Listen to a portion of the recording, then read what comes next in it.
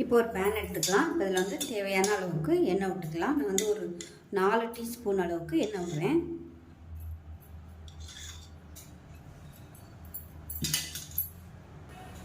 இப்போ எண்ணெய் நல்லா சூடாகிடுச்சு. மெஷரிங் கப்பில் 3/4 கப் அளவுக்கு சின்ன வெங்காயம் எடுத்துக்கிறேன். இதை சேர்த்துக்கலாம். கண்டிப்பாக சின்ன வெங்காயம் சேர்த்துக்கோங்க, அதுதான் நல்லது. இப்போ இதில் 5 பூண்டு பல் சேர்த்துக்கலாம். எல்லாமே ரொம்ப வதக்கணும்னு அவசியம் இல்லை, ஒரு அரை வேக்காடு வதங்கினா போதும் எல்லாமே. இப்போ இதில் வரமிளகாய் சேர்த்துக்கலாம். நான் வந்து சின்ன வரமிளகாயை 8 எடுத்துருக்கேன். பெருசாக இருந்துச்சுன்னா நீங்கள் வந்து 4 எடுத்துக்கோங்க போதும். காரத்துக்கு தகுந்த மாதிரி மிளகாய் எடுத்துக்கலாம். இதுக்கு பதிலாக பச்சை மிளகாய் சேர்க்குறதுனாலும் சேர்த்துக்கலாம்.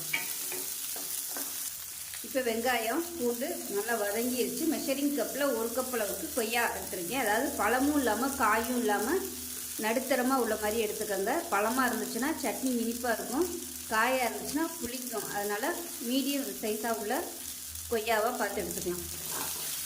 அதாவது பழமாகவும் இருக்கக்கூடாது, காயாகவும் இருக்கக்கூடாது, அந்த மாதிரி எடுத்துக்கலாம். இப்போ இதுக்கு தேவையான உப்பு சேர்த்துக்கலாம். இப்போ இதில் சுண்டைக்காய் சைஸுக்கு புளி சேர்த்துக்கலாம். இப்போ எல்லாமே நல்லா வதங்கிடுச்சு. அமர்த்திடலாம், கேஸ் அமர்த்திட்டு ஆற விட்டுட்டு அரைச்சிட்டு பார்க்கலாம். இப்போ இது நல்லா ஆறிடுச்சு. இது வந்து மிக்ஸி ஜாருக்கு மாற்றிக்கலாம். இப்போ மிக்ஸி ஜாரில் சேர்த்துட்டேன். இது வந்து தண்ணியாக வேணாலும் நீங்கள் தண்ணியாக அரைச்சிக்கலாம், கெட்டியாக அரைக்கிறதுனாலும் அரைச்சிக்கலாம். இப்போ நான் வந்து கொஞ்சம் கெட்டியாக தான் அரைக்க போகிறேன், அரைச்சிட்டு பார்க்கலாம். இப்போ சட்னி நைஸாக அரைச்சாச்சு. இப்போ நம்ம தாளிச்சிக்கலாம். நான் வந்து வதக்கின கடாயிலே கொஞ்சமாக எண்ணெய் விட்டுக்கிறேன். இப்போ இதில் கடுகு சேர்த்துக்கலாம், கொஞ்சமாக உளுந்து சேர்த்துக்கலாம், கருவேப்பிலையில் சேர்த்துக்கலாம்.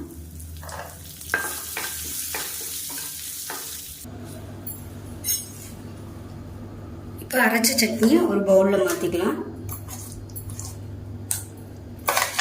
நான் வந்து காரம் கம்மியாக தான் கொடுத்துருக்கேன், ரொம்ப காரம் சேர்க்க வேணும். உங்களோட காரத்துக்கு தகுந்த மாதிரி நீங்கள் சேர்த்துக்கோங்க. ரொம்ப வதக்கணும்னா அந்த வெங்காயம் கொய்யா பழத்தில் உள்ள சத்துக்கள் வந்து அழிஞ்சிடும். அதனால வந்து லேசாக வதக்குனா போதும். இப்போ மிக்ஸியை அரைச்சிட்டு கொஞ்சமாக தண்ணி சேர்த்துக்கிறேன். இந்த அரைக்கும் போது தண்ணி ஊற்றலை. இப்போ நம்ம தாளிப்பு வந்து இதில் சேர்த்துக்கலாம்.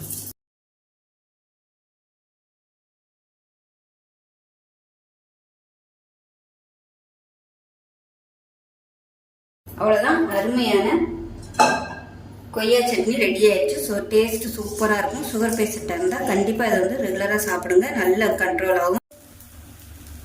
இந்த மாதிரி நல்லா மொறுன்னு தோசை சுட்டு எடுத்துக்கலாம். இப்போ நமக்கு சட்னி ரெடி ஆயிடுச்சு.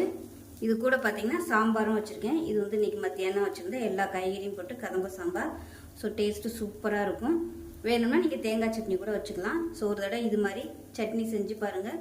செஞ்சு பார்த்துட்டு எப்படி வந்துச்சுங்கிறத சொல்லுங்கள். வீடியோ பிடிச்சிச்சுன்னா லைக் பண்ணுங்கள், கமெண்ட் பண்ணுங்கள், சேனலை சப்ஸ்கிரைப் பண்ணுங்கள், பக்கத்தில் உள்ள பெல் பட்டனையும் ப்ரெஸ் பண்ணுங்கள். நன்றி.